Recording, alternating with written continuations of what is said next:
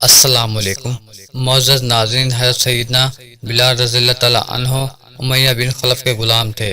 جس وقت حضور نبی کریم صلی اللہ علیہ وسلم نے کلمہ توحید بلند کیا، اس وقت حضرت عمار بن یاسر نے غلاموں میں سب سے پہلے اسلام قبول کیا۔ حضرت عمار بن یاسر رضی اللہ تعالیٰ عنہ ابو سفیان کے غلام تھے۔ جس وقت ابو سفیان کو پتہ چلا کہ حضرت عمار بن یاسر رضی اللہ تعالیٰ عنہ دار اسلام میں داخل ہو گئے ہیں تو اس نے آپ پر ظلم و ستم کی انتہا کر دی۔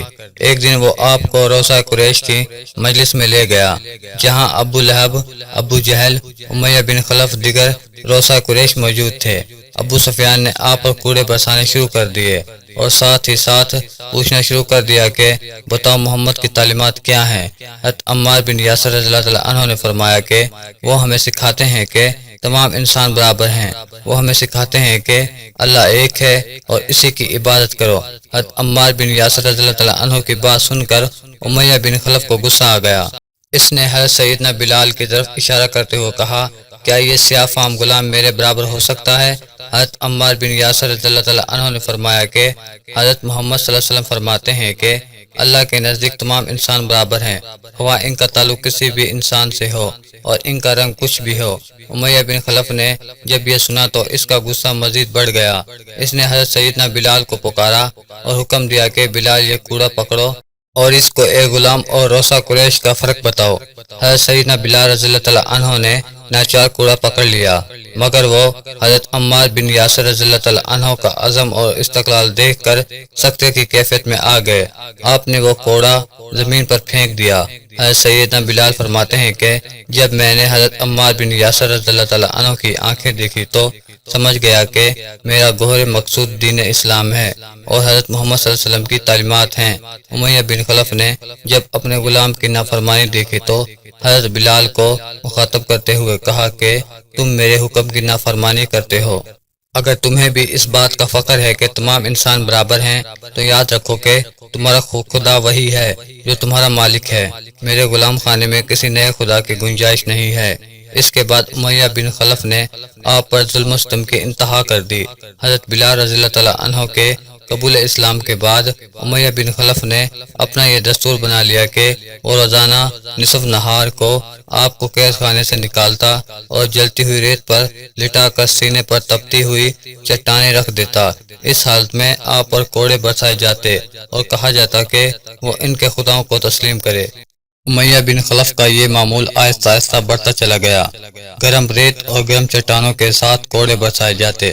امیہ بن خلف کے ظلم و ستم کے جواب میں آپ کی زبان پر صرف ایک ہی آواز ہوتی، آہد آہد۔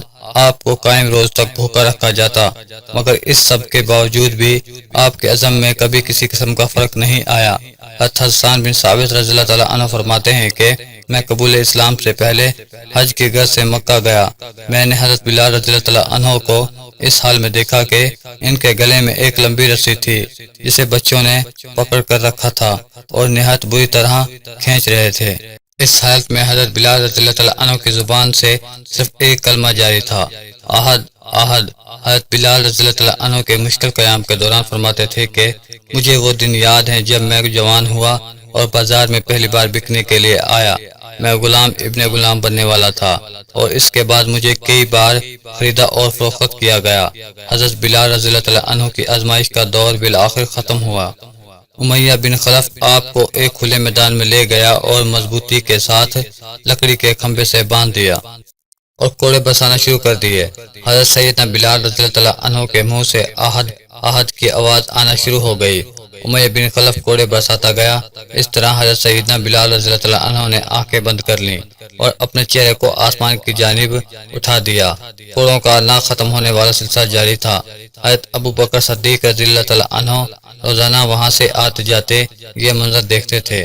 وہ اکثر سوچا کرتے تھے کہ کس طرح میں بلال کو ان کے مظالم سے چھڑاؤں۔ ایک دن بالآخر حضرت ابو بکر صدیق رضی اللہ تعالیٰ عنہ نے امیہ بن خلف کو کہا کہ تم کب تک اس پر ظلم ڈھاتے رہو گے؟ امیہ بن خلف نے جواب دیا کہ اگر تمہیں اس پر زیادہ ترس آ رہا ہے تو تم اس کو خرید لو۔ حضرت ابو بکر صدیق رضی اللہ تعالیٰ عنہ فوراً تیار ہو گئے اور اس سے قیمت دریافت کی۔ امیہ بن خلف نے 200 درہم مانگے۔ حضرت ابو بکر نے 200 درہم عطا کر دیے اور حضرت سیدنا بلال رضی اللہ عنہ کو خرید کر آزاد کر دیا۔ یوں حضرت سیدنا بلال رضی اللہ تعالیٰ عنہ کی آزمائش کا دور ختم ہو گیا۔